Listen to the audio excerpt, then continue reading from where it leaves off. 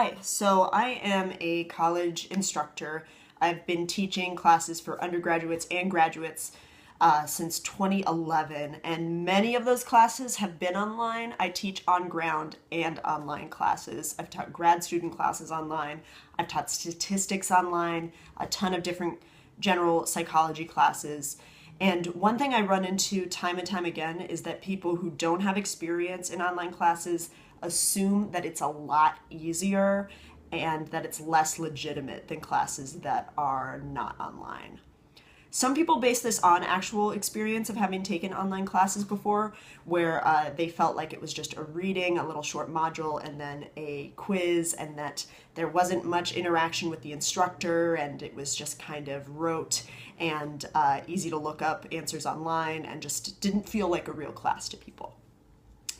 And I am here to say that is complete bullshit. This idea that an online class is not as legitimate, that it's easier, that it is really frightening that we're moving towards more and more online classes is a really uninformed viewpoint to have. It's not anybody's fault that they don't understand that, but there's so many advantages to online education.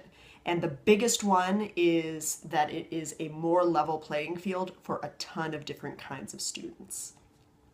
Let's start with the first and most obvious one.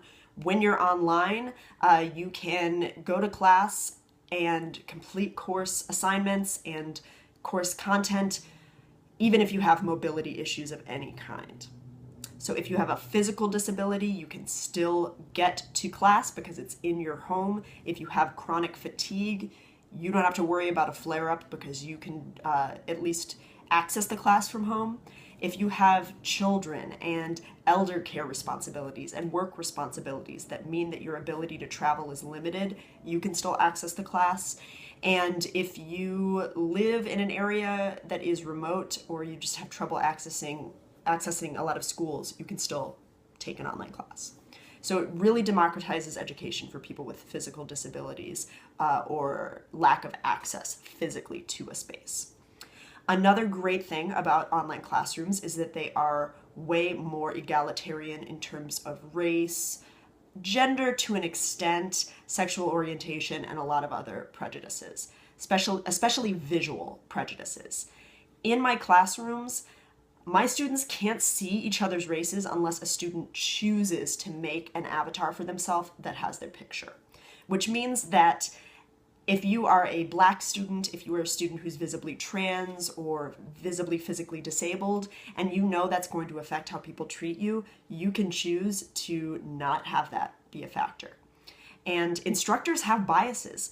A lot of instructors have different expectations for people or treat them to different standards or treat them differently based on how they look because of their race or disability or something like that.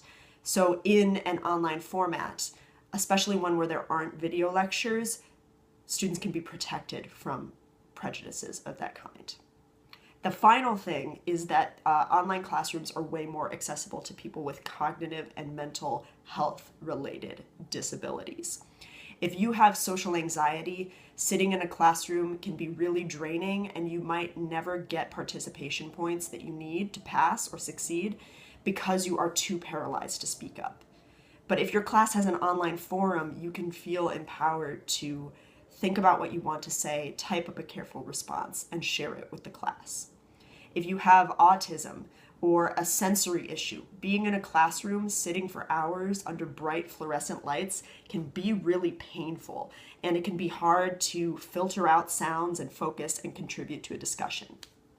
Online, you can choose a quiet place to access course content. You can read and listen to the discussion and process information at your own pace, and then contribute when you feel comfortable and when you have the resources to do so.